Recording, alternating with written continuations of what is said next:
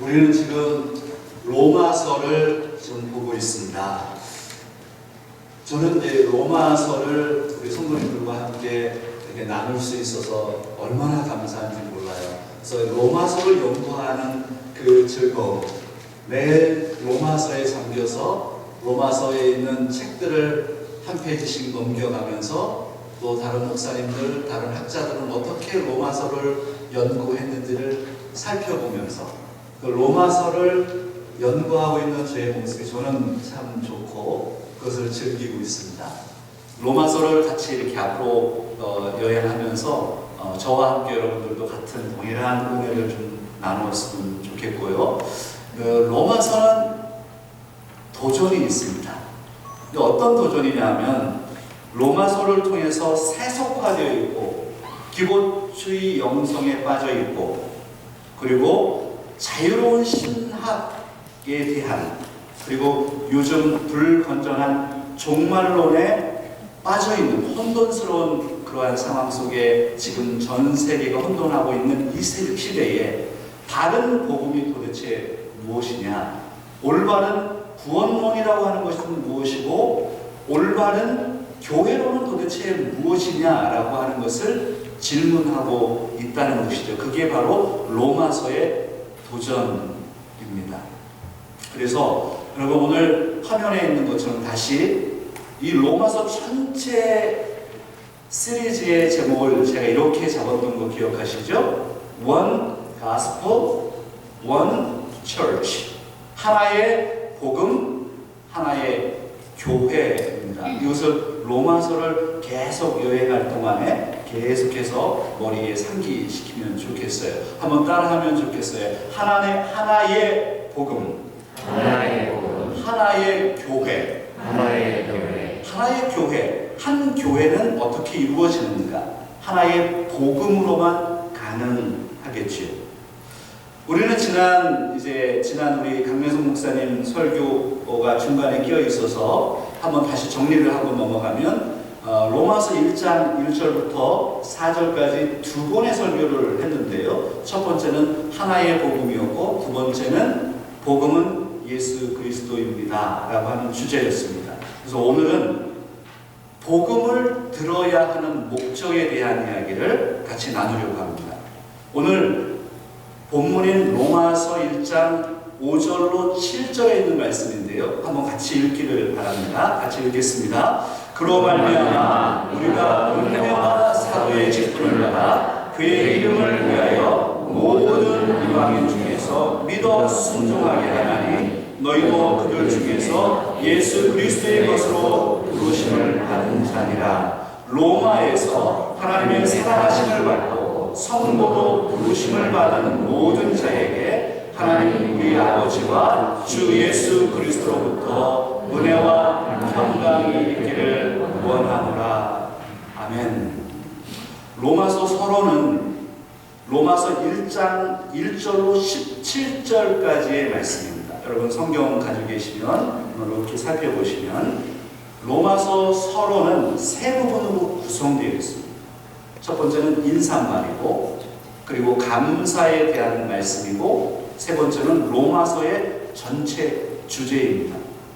그 가운데 오늘 우리가 선택되어 있는 우리가 선택한 본문인 로마서 1장 5절, 6절, 7절은 로마서의 서론 가운데 서론이라고 하는 그 인사말의 마지막 부분입니다. 이 세 가지의 인사와 감사와 주제가 로마서 서론인데 그 인사말 가운데 여러분 무엇이 포함되어 있느냐면 바로 복음이 포함되어 있습니다. 그래서 이 인사말은 매우 인상 깊죠. 다른 서신서와는 다르게 로마서의 인사말에는 로마에 보내는 바로 사도 바울의 편지 그린 이 하나님의 말씀은 바로 복음을 설명한다는 데 있습니다. 그 특징이 있습니다. 가장 먼저 이 복음을 설명하는데 왜 사도 바울은 복음을 설명할까요? 사도 바울이 복음을 설명하는 것은 바로 복음의 진리만이 사람과 사람을 하나로 만들 수 있다는 거예요. 유대인과 이방인을 하나로 만들 수 있고 지금 얼굴을 보지 못했던 바울과 로마 교인을 하나로 만들 수 있었던 것은 바로 복음이라는 것이죠. 사실 로마서 16장을 좀 펴보시면, 여러분 성경 가지고 계신 분들은 로마서 16장을 한번 넘어가 보세요.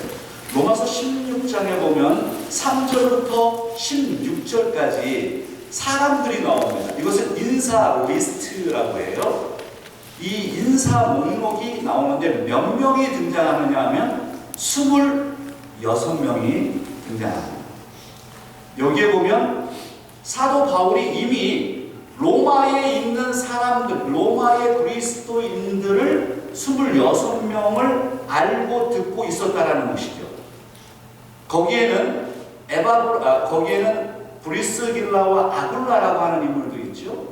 거기 본문에는 브리스길라와 아굴라가 나오는 게 아니고, 원래 로마에서 넘어와서 고린도에서 만난 사람이, 로마에 있던 사람이 바로 브리스길라와 아굴라잖아요. 사도행전에 보면 2차 선교 여행 때 바로 로마에서 넘어온 브리스길라와 아굴라를 만난 장면이 등장합니다. 그래서 로마에 있는 교인을 이미 사도 바울이 알고 있었고, 그리고 로마서 16장 3절부터 16절에 있는 말씀에 보면 거기에 사도 바울의 친척과 그리고 친구들의 리스트도 있고요. 사도 바울이 전해 들었던 로마의 식구들이 기록되어 있습니다. 그래서 이미 로마에 있는 사람들은 알고 있었지만 얼굴을 제대로 보지 못했던 것이 확실하죠. 그래서 로마로 가기 전에 쓰여진 이 로마서에 사도 바울이 가장 먼저 복음을 설명하는 것은 그 복음을 통해서 자신과 로마 교인이 하나가 될 수 있고 유대인과 이방인이 하나가 될 수 있는 것에 대해서 설명하는데 바로 복음으로만 가능하다는 것을 설명하고 있습니다. 그래서 오늘 그 인사말 가운데 다시 1장으로 넘어오시면 1장 2절부터 6절에 복음을 설명합니다. 2절부터 6절까지요. 그 가운데 많은 설교가 가운데 제가 두 설교가를 좀 소개하려고 하는데요. 찰스 스윈볼이라고 하는 목사님, 이분은 지금 나이가 올해 많습니다. 나이가. 이 찰스 스윈볼 목사님은 미국 내에 굉장히 유명한 목사님이죠. 강해 설교로 유명한 목사님입니다. 이 목사님이 이 로마서 1장 2절부터 4절까지에 있는 이 복음을 세 가지로 설명을 했습니다. 여러분 제가 볼 수 있도록 화면에 좀 넣어드렸는데요. 한번 같이 읽어볼까요? 첫 번째는요, 복음의 기원은 하나님이시다. 두 번째, 복음의 내용은 그리스도시다. 세 번째, 복음의 목적은 순종하는 믿음을 배우는 것이다. 이렇게 세 가지로 설명을 했습니다. 굉장히 요약을 잘했어요. 그런데 한 분을 더 소개를 해드릴게요. 존 스토트 목사님은 오래전에 소천하셨지만 아직도 그의 영향력은 굉장합니다. 영국의 목사님이시죠. 존 스토트 목사님. 이 존 스토트 목사님은 이 부분을 6가지로 설명을 했습니다. 조금 더 구체적이에요. 이 부분이 존 스토트 목사님의 탁월한 겁니다. 아주 구체적으로 복음을 분석했는데요. 6가지 한번 읽어보도록 하겠습니다. 첫 번째, 복음의 기원은 하나님이시다. 두 번째, 복음을 증거해 주는 것은 성경이다. 세 번째, 복음의 내용은 예수 그리스도이다. 네 번째, 복음의 범위는 열방이다. 다섯 번째, 복음의 목적은 믿음의 순종이다. 여섯 번째, 복음의 목표는 그리스도의 이름을 존귀하게 하는 것이다. 탁월한 통찰력입니다. 이 존 스토트 목사님의 이 통찰력 가운데 오늘 5절로 6절에 있는 말씀을 가지고 저는 두 가지 복음을 정리하려고 합니다. 하나는 복음의 범위는 무엇이냐라는 것이고, 또 하나는 복음의 목적은 무엇인가라는 것입니다. 첫 번째, 복음의 범위를 좀 살펴보려고 해요. 오늘 본문 가운데 로마서 1장 5절에 있는 말씀을 여러분 같이 읽기를 원합니다. 한번 같이 읽습니다. 그로 말미암아 우리가 은혜와 사도의 직분을 받아 그의 이름을 위하여 모든 이방인 중에서 믿어 순종하게 하나니. 여기에 사도 바울이 자신을 가리켜서 우리가라는 표현을 썼습니다. we라고 하는 단어, 우리라고 하는 복수 대명사를 쓴 의미는 자신이 다른 사도와 포함되어 있는, 그래서 사도의 그룹에 포함되어 있는 우리가 은혜와 사도의 직분을 받았다라고 하는 것은 사도 바울께서 자신의 사도직이 얼마나 특권적이고 감사한 일인지를 설명해내는 부분입니다. 그리고 그 뒤에 복음의 범위가 나옵니다. 그 복음의 범위가 무엇이냐면 그의 이름을 위하여, 예수 그리스도의 이름을 위하여 모든 이방인 중에서 모든 이방인들이 믿어 순종하게 하기 위해서 복음을 증거한다. 복음을 들어야 한다. 복음을 선포해야 된다. 복음을 선포해야 하는 이유는 모든 이방인들이 믿어 순종하게 하기 위함이다. 복음의 범위는요, 유대인들만을 위한 거예요. 그렇게 생각하기 때문에 지금 전쟁 속에 휘몰아치는 거죠. 복음은 유대인들만을 위한 거예요. 복음은 그러면 누구를 위한 겁니까? 인종을 초월하고, 신분을 초월하고, 색깔을 초월하고, 우리의 사고와 사상을 초월하고, 지역적인 것을 초월해서 복음은 모든 이방인들에게 선포되어져야 할, 모든 이 인류에 있는 모든 존재들이 들어야 할 바로 그 복음. 만약에 복음을 듣지 않는 곳이 있다면 우리는 선교해야 합니다. 복음의 범위, 바로 모든 이방인, 여기에는 유대인과 헬라인들, 바로 이방인들이 함께 포함되어 있습니다.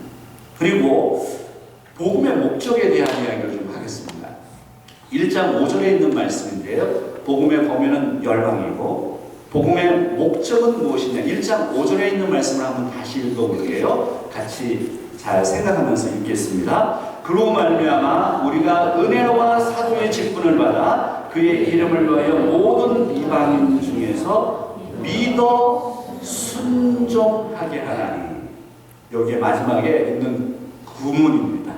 믿어 순종하게 하기 위해서 이방인, 이 세상에 있는 모든 유대인들과 헬라인들, 이방인들, 이 세상에 있는 모든 사람들이 바로 믿어 순종하게 하기 위해서 복음이 선포되어야 되고, 복음을 모든 사람들은 복음을 들어야 된다. 그러면 여기에 나와 있는 믿어 순종하게 한다라고 하는 의미는 무엇일까요? 믿어 순종한다. 이 부분이 가장 어려운 해석의 부분입니다. 오늘 본문 가운데. 그래서 많은 학자들이 이 부분을 해석할 때에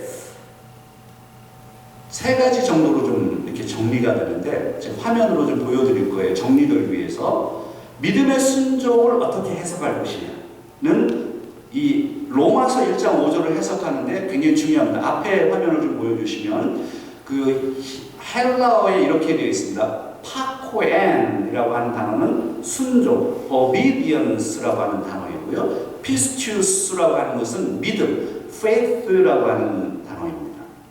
그래서 파코엔 피스튜스라고 하는 말이 오늘 한글 성경에서는 믿어 순종하게라고 하는 단어로 표현되어 있는데, 사실 이 헬라어의 원문인 이 파코엔 피스튜스를 어떻게 해석하느냐라고 하는 것은 굉장히 학자들 간에 논란이 좀 있습니다. 이 세 가지를 좀 정리를 해드릴게요. 다음 화면에 보면 믿음의 순종을 어떻게 해석할 것이냐, 요 영어 번역 성경들이 지금 한 60개 정도의 영어 번역 성경들이 있습니다. 그 가운데 주로 우리가 지금 살펴보고 있는 저기에 나와 있는 맨 밑에는 NIV가 저렇게 번역을 했고요. 중간에는 ESV가 번역을 했고 맨 위에는 킹 제임스 버전이 저렇게 번역을 했는데 다 의미들이 좀 있습니다. 맨 위에 있는 것은 보면은 이 of라고 하는 of를 어떻게 해석할 것이냐라는 문제인데요. 믿음에 대한 순종으로 이것은 이제 번역을 for obedience to the faith, 이렇게 to라고 하는, 그러니까 믿음의 대상에 대한 순종으로 번역을 할 것이냐, 이게 킹 제임스 버전의 번역이에요. 그리고 두 번째 동격 소유격으로 생각해서 믿음과 순종을 같은 동의어로 생각할 것이냐, 그래서 믿음의 순종으로 생각할 것이냐, 이것을 영어에서 이렇게 표현했죠. Obedience of faith라고 번역합니다. 이것을 ESV, NASB와 같은 학문적인 성경 번역에서는 이렇게 해석을 주로 했죠. 그리고 맨 밑에 우리가 흔히 보고 있는 NIV에서는 굉장히 좋은 번역입니다. 이 번역은 그래서 믿음으로부터 오는 순종으로 번역을 했는데 Obedience that comes from faith, 믿음으로부터 오는 순종으로 볼 것이냐. 지금 이 부분을 여러분들이 다 이해 안 하셔도 괜찮아요. 나중에 또 유튜브도 좀 더 들어보시고 제가 화두를 던지는 거예요. 그리고 설명을 좀 해드리는 겁니다.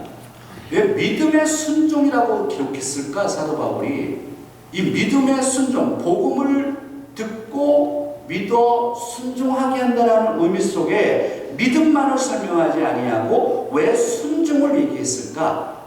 그럼 믿음의 순종이라고 하는 것은 도대체 무엇일까? 믿음에 대한 순종을 의미하는 것인가? 믿음인 순종을 의미하는 것인가? 믿음으로부터 오는 순종을 의미하는 것인가를 중요하게 해석하고 있다는 거예요, 학자들은. 이 가운데 어떤 것이 더 맞고 틀리고를 제가 여러분에게 지금 설명할 필요는 없을 것 같아요. 학자들의 견해마다 조금씩 차이가 있고 의미들이 있습니다. 그러나 영어 성경들이 다 동일하게 번역하지 않고 하나씩 나름대로의 해석을 따라간다는 의미는 그만큼 나름대로의 견해를 다 의미하고 있다, 이렇게 생각할 수가 있겠죠. 그래서 이것을 정리해드리면 이렇습니다. 어떤 것이냐면 복음을 들으면 사람들이 복음에 반응하게 된다는 거예요. 이 순종의 의미를 중요하게 봐야 됩니다. 복음을 듣게 되면 사람들이 믿음이 생깁니다. 믿음만 생기는 것이 아니라 순종이 따라옵니다. 그래서 예수 그리스도를 믿게 되고 더 나아가서 예수 그리스도에게 복종하게 된다는 거예요. 예수 그리스도에게 헌신하게 된다는 거예요. 그래서 사도 바울이 지금 로마서에서 이야기하는 복음의 목적은 예수 그리스도를 듣게 되면 사람들은 믿음이 생길 뿐만 아니라 그 믿음에 반응함으로 인해서 예수 그리스도에게 순종하게 된다는 거예요. 그래서 오늘 저 화면에 있는 저 부분을 같이 한번 읽어보면 좋겠어요.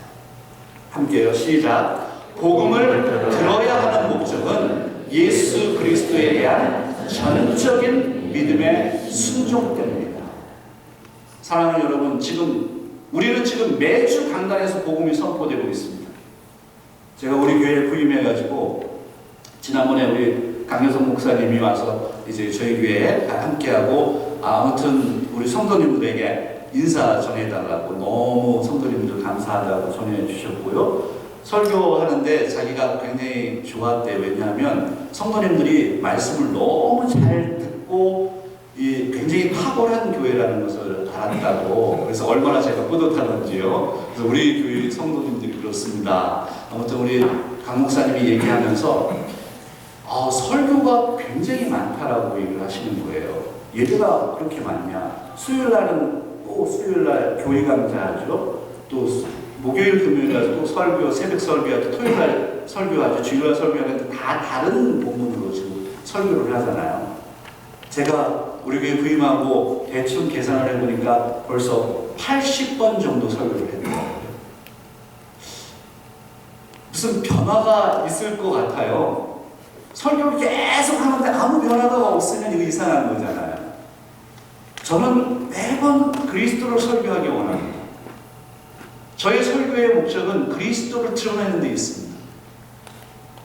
그리스도를 계속해서 듣고 선포하고 듣고 하는 목적이 도대체 뭐냐 그러면 어떤 사람은 그리스도에 대해서 이야기할 때 반응을 보이는 사람이 있고 반응을 보이지 않는 사람이 있는데 제대로 된 복음을 듣게 되면 사람들이 복음에 반응하게 돼요. 누구에 대해 반응합니까? 예수 그리스도에 대해서. 그리고 더 나아가서 그리스도에게 순종하게 됩니다. 반응하고 순종합니다. 믿어서 순종하게 됩니다. 그래서 복음의 목적은 그리스도를 어떻게 하는 것이냐. 하나 더 나가겠습니다. 로마서 1장 6절에 있는 말씀인데요. 1장 6절에 있는 말씀을 한번 같이 읽어보겠습니다. 너희도 그들 중에 있어 예수 그리스도의 것으로 부르심을 입은 자니라. 여기 보면 너희도 그들 중에 있어, 그 다음에 중요한 표현이요. 예수 그리스도의 것. 예수 그리스도의 것으로 부르심을 입은 자다. 로마 교회의 로마 교인들을 향해서 너희도 예수 그리스도의 것이고 하나님 앞에 부르심을 입은 자이다 라고 표현합니다. 여기에 복음의 목표가 있습니다. 예수 그리스도의 것이다. 나는 예수 그리스도의 것이다. 한번 따라하면 어떨까요? 나는 예수 그리스도의 것이다. 영어 표현을 좀 해보면 We belong to Jesus Christ. belong to라고 하는 이 수거는 요 속해 있다 이런 뜻입니다. I belong to you. I belong to Jesus Christ. 나는 예수 그리스도의 것입니다. 나는 예수 그리스도의 소유입니다. We belong to. You belong to Jesus Christ. 너희들은 예수 그리스도께 속해 있다. 이 말을 존 스투트 목사님이 이렇게 해석을 했거든요. 열방이 그리스도의 이름의 영광과 존귀를 돌리는 것을 의미한다. 아주 탁월한 해석입니다. 예수 그리스도에게 속해 있다라고 하는 의미는 바로 우리가 그리스도의 이름의 존귀와 영광을 돌려야 한다는 것을 표현하는 것이다. 그래서 여러분 화면에 보면 복음의 목표가 있습니다. 복음의 목표를 한번 같이 읽기를 원합니다. 시작. 복음의 목표는 열방이 그리스도의 이름에 존귀와 영광을 돌리도록 하는 것이다. 아멘이죠. 여기에 이제 설교를 좀 정리해 가겠습니다. 개혁신학의 주제가 있습니까? 예, 개혁신학의 주제가 등장합니다. 오직 하나님께만 영광. 우리 지난주에 우리 말씀 축제할 때 강 목사님이 얘기하셨던 것 중에 five solas가 있죠. 그 가운데 아주 중요한 오직 하나님께만 영광. Soli Deo Gloria. 이것은 그냥 너무나도 유명한 것이기 때문에 라틴어로 그냥 그대로 쓰는 겁니다. 여러분 한번 이거는 그냥 상식적으로 알아두세요. Soli Deo Gloria. 한번 따라하시죠. Soli Deo Gloria. 오직 하나님께만 영광. 이 오직 하나님께만 영광이라고 하는 의미는 무엇이냐면 우리가 그리스도에게 복종하고 그리스도의 이름을 존귀히 여기고 그리스도의 이름에 영광을 드릴 때 누가 영광 받으신다고요? 하나님께서 영광 받으신다는 거예요. 하나님의 영광이 바로 그리스도를 통해서 영광을 돌린다는 거예요. 왜 세상에 많은 사람들, 많은 이방인들이 믿지 않는 많은 사람들이 복음을 들어야 할까요? 바로 하나님께 영광을 돌리게 하기 위해서입니다. 제가 어제 요번 주에 우리 몇 분 우리 성도님들이 성명구 선교사님 쪽에 또 단기선교 다녀오실 때는 잘 다녀오시기를 바랐고 저는 어제 우리 장로님하고 우리 선교 팀장님하고 임원석 선교사님 25주년 신학교 행사하는데 다녀왔습니다. 저에게 축사를 맡겨서 제가 축사를 좀 준비를 했습니다. 그리고 제가 스페니쉬로 다 번역을 하는데 제가 스페니쉬가 연약해서 우리 스페니쉬 티처이신 우리 박성목 집사님에게 다 번역을 해달라고 했거든요. 그래서 그걸 다 듣고 우리 박 집사님이 또 그걸 다 번역을 해주시고 자기가 읽어서 보내주셔서 저도 여러 번 읽고 이 스페니쉬는 이게 액센트가 있잖아요. 더 영어보다 훨씬 강하잖아요. 그걸 다 체크를 하면서 혹시나 더 통역하는 사람이 없을까봐 제가 걱정을 너무 하는 거예요. 그래서 내가 좀 혹시 하게 되면 어떻게 될까 하고서 나름대로 막 연습을 했는데 이게 돼야죠, 뭐가. 그런데 아무튼 통역하시는 분이 있는데 시원찮은 거예요, 보니까. 발음이 나보다 나쁜 것 같아요. 그래 앉아있는데 막 불안한 거예요. 그래가지고 처음에 가서 딱 서가지고 할렐루야 하면서 딱 이렇게 Yo soy el pastor principal de la iglesia coreana el centro. 여러분 이 얘기를 딱 하니까 뒤에서 우리 목사님 거기 스페니시 목사님들이 쫙 앉아 있었거든요. 그랬더니 이분들이 와. 야, 스페니시를 못하는 줄 알았는데 너무 잘하고 있는 거예요. 제가 액센트를 막 넣어가면서 미 nombre es 영혼이 막 하면서 하는데 맨 마지막에 그러다가 이제 거기까지만 하는 거죠. 더 이상은 너무 에스파니올 더 이상 못한다고 하고 이제 했는데 맨 마지막에 제가 이거는 외워서 했습니다. Solo para la gloria de Dios. 이게 무슨 말일까요? 오직 하나님께만 영광. 그랬더니 박수를 치고 목사님이 막 거기서 알지도 못하고 Solo para la gloria de Dios. 오직 하나님께만 영광. 모든 사람들이 크리스찬들이 하나님께 영광을 돌리는 것에 대해서 갈망합니다. 알고 있습니다. 그런데 중요한 것은 어떻게 영광을 드리는지를 모르는 데 있습니다. 하나님이 어떻게 영광을 받으실까요? 내가 그냥 선한 일 하면 그냥 다 받으실까요? 그게 아니고 항상 그리스도를 생각하시고 그리스도를 통해서 하나님이 영광을 받으십니다. 그리스도의 이름을 존귀히 할 때 하나님이 영광을 받으십니다. 내가 그냥 어떻게 해서 하나님께 영광을 드리려고 하지 말고 중간에 그리스도를 통해서 우리를 위해서 십자가에서 달려서 돌아가신 그 예수 그리스도의 그 이름을 존귀히 여길 때 하나님이 영광을 받으십니다. 여러분 어떻게 하나님이 영광 받으신다고요? 그리스도를 존귀히 할 때, 그리스도에게 영광을 드릴 때 하나님이 영광을 받으신다. 오늘 이 로마서 1장 5절부터 6절에 있는 이 복음의 핵심에 바로 하나님께 영광을 드리는 복음의 목적들이 드러나 있습니다. 이제 설교를 좀 정리하면서 적용적으로 좀 들어가겠습니다. 그래서 오늘 이 본문을 가지고 우리는 한 가지 좀 적용점을 좀 나누길 원하는데요. 열방으로 복음을 듣게 하라 라고 하는 것입니다. 열방으로 복음을 듣게 하라. 한번 같이 하겠습니다. 열방으로 복음을 듣게 하라. 바울은 로마서 1장 1절부터 6절까지 로마서를 기록한 송신자에 대한, 그러니까 송신자와 수신자가 있잖아요. 편지를 쓰는 송신자, 자신에 대해서 1절부터 6절까지 기록하고 7절은 이 서신을 읽는 수신자에 대한 이야기입니다. 7절에 이렇게 기록되어 있어요. 같이 한번 읽어보겠습니다. 7절. 로마에서 하나님의 사랑하심을 받고 성도로 부르심을 받은 모든 자에게 하나님 우리 아버지와 주 예수 그리스도로부터 은혜와 평강이 있기를 원하노라. 여기 보면 로마에서 하나님의 사랑하심을 입고 성도로 부르심을 받은 모든 하나님의 사람들에게 하나님 우리 아버지와 주 예수 그리스도로부터 은혜와 평강이 있기를 원하노라. 사도 바울이요 로마에 있는 교회에 복음을 전하고 인사를 합니다. 무슨 이야기냐면 로마도 복음이 필요했다는 거예요.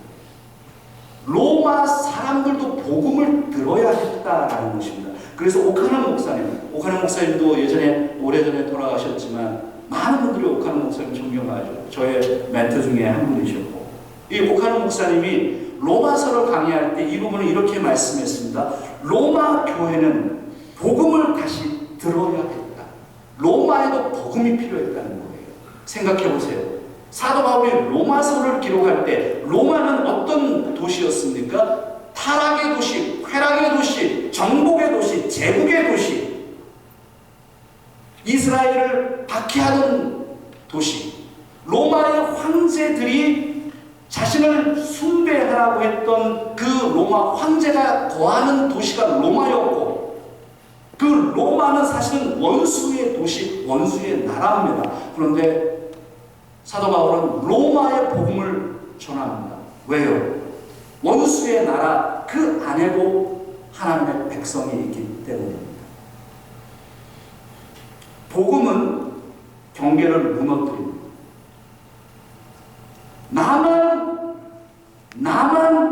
나를 위해서만 있는 복음이 아니라는 거예요. 복음은 경계를 무너뜨려요. 지난 우리 10월 7일 우리가 지금 전 세계가 혼돈에 빠져 있는 하마스가 이스라엘을 침공한 사건이 있습니다. 이스라엘은 그때 7일간의 초막절, 나팔절, 맨 마지막 절기였기 때문에 많은 그런 행사들이 있었습니다. 그것을 알고 있었던 하마스는 이스라엘의 남부 지역 20여 개 곳을 들어가서 육해공으로 다 들어가서 완전히 초토화시키고 그리고 사람들을 무작위로 죽이고 살해하고 민간인을 납치하는 작전을 펴었습니다. 그 작전명이 무엇이냐면 알-아크샤 플러드입니다. 알-아크샤 작전이라는 것입니다. 그 작전으로 인해서 엄청난 분쟁으로 빠져들어가게 됐지요. 우리가 알듯이 이 싸움은 종교적인 싸움이 그 근간에 있습니다.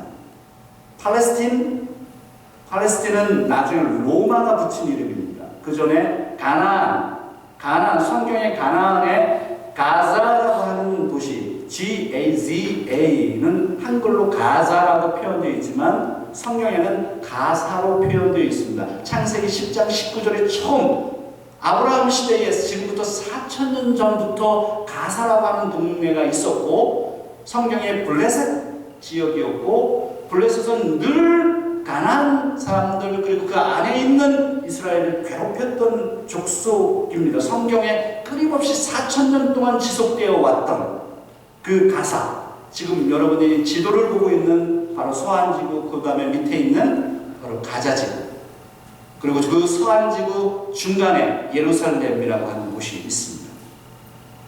종교 전쟁이라고 하는 것.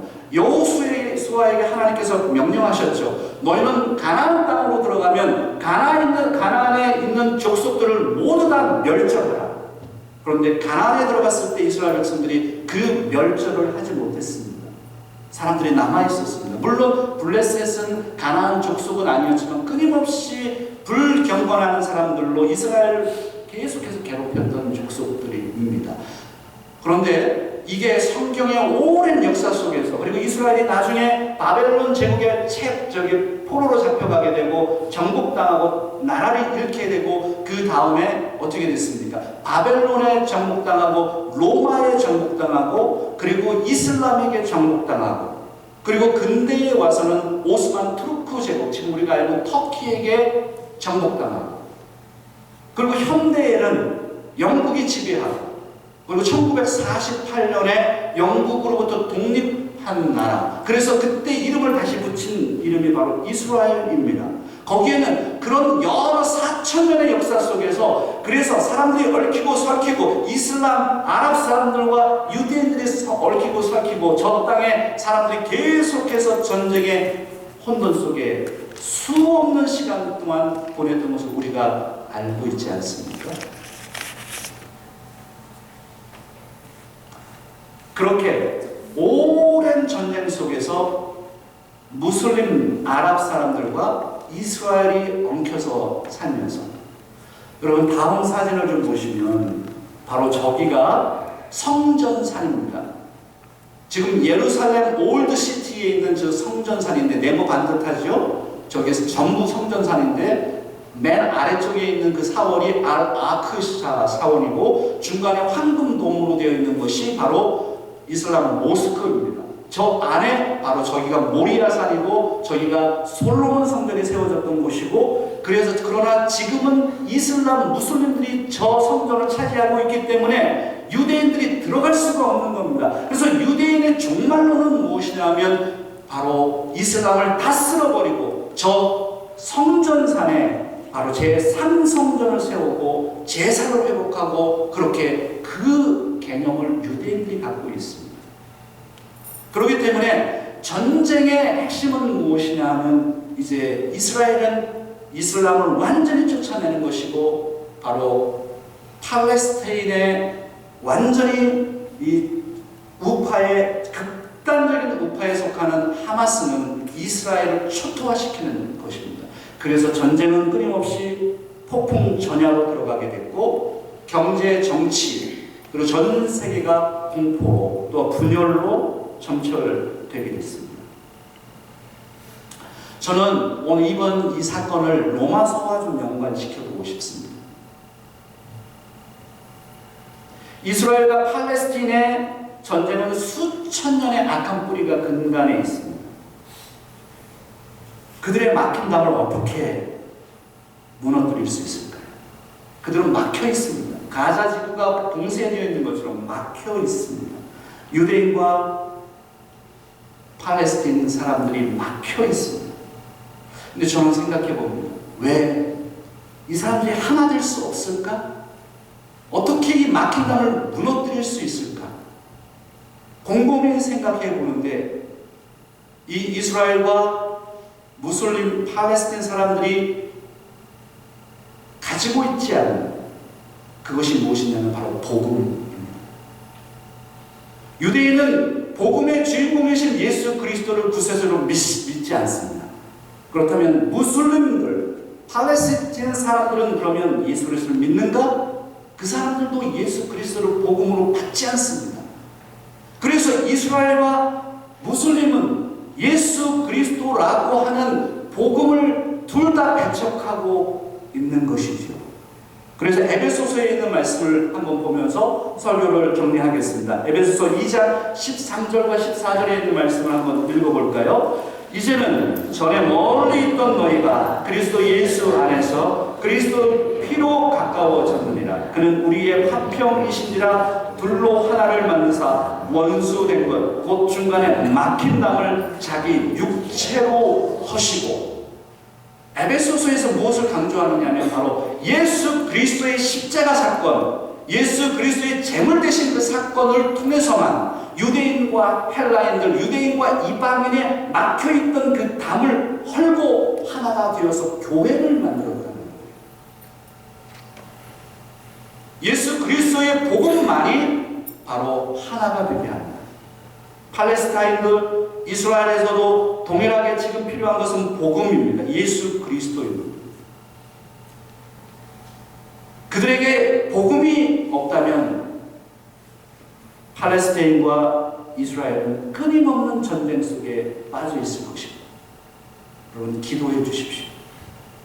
그 팔레스타인 지역에도 그 유대인 속에도 하나님의 백성들이 있다는 것을 기억할 필요가 있습니다. 복음을 그곳에 전해야 합니다. 오늘 저와 여러분은 어떻습니까?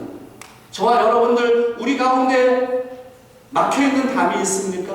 사람들과의 막혀있는 담이 있습니까? 경제적으로 아파하고 사람과의 관계 속에 아파하고 직장 생활로 아파하고 우리 안에 아픔이 있지요. 막혀있는 담이 있습니다.